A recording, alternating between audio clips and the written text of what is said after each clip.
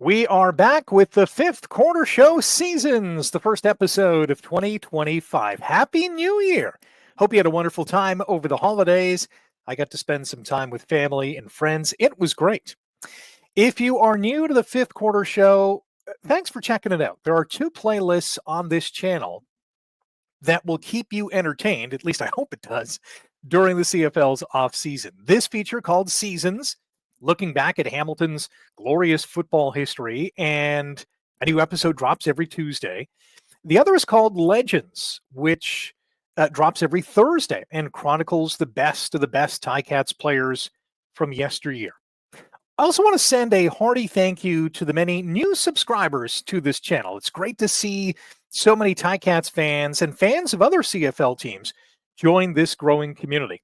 If you know someone who would enjoy the fifth quarter show, send them a link to this or other episodes. And before we know it, the start of the season will be here, and the fifth quarter tradition will continue with a live post-game show following every Tiger Cats game, both home and away. I'm definitely looking forward to it, and I'm sure that you are too as well.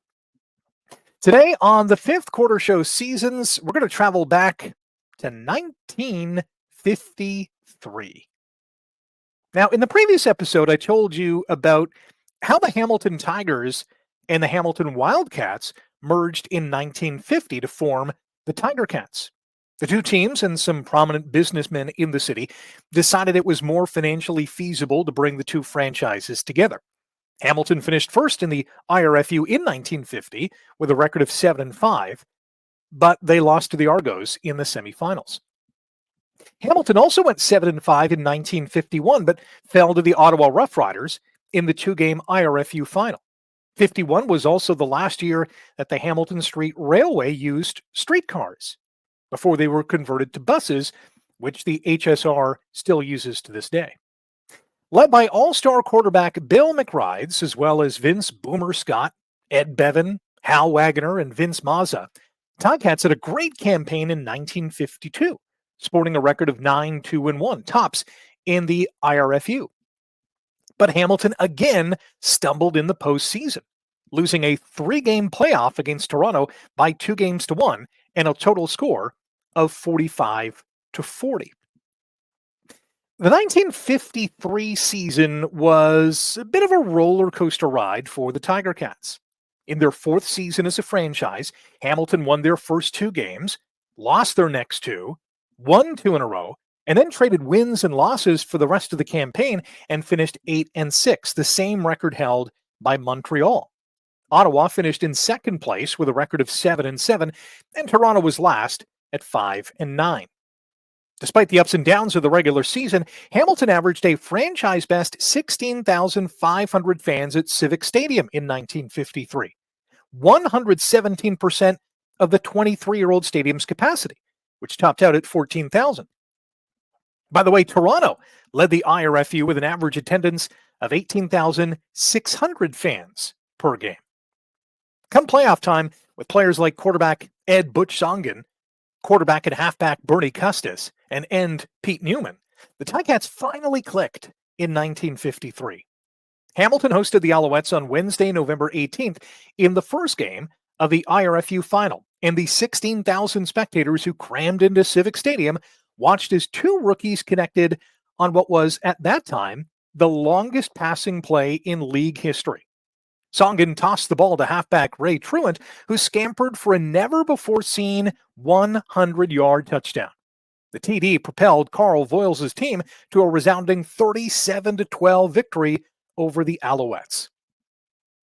Now, the Ticats provided an equally inspired effort 4 days later in Game 2 in Montreal.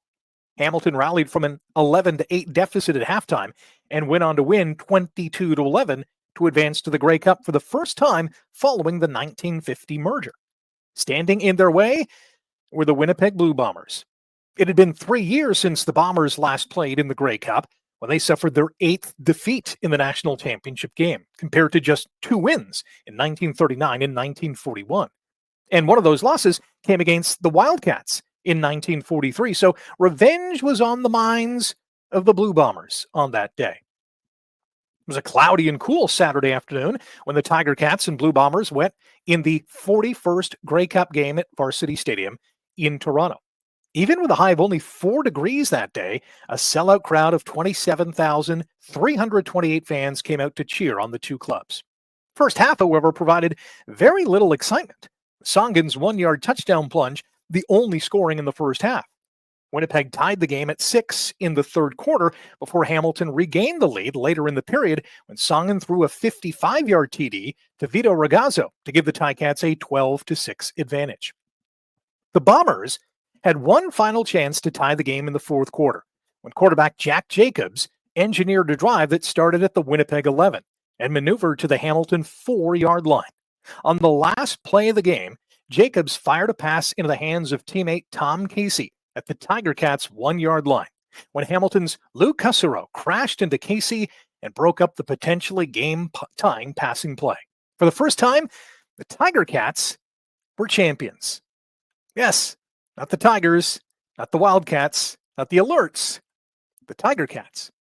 It was the city's first Grey Cup celebration since the Wildcats had pulled off the feat 10 years earlier.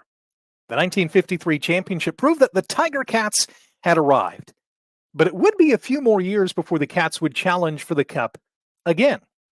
I'll cover that in the next episode of the Fifth Quarter Show Seasons. I hope you enjoyed this one.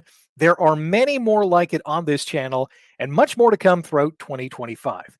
Just a reminder, the next icon to be featured in the Fifth Quarter Show Legends will be revealed on Thursday. Until then, Oski Wee Wee.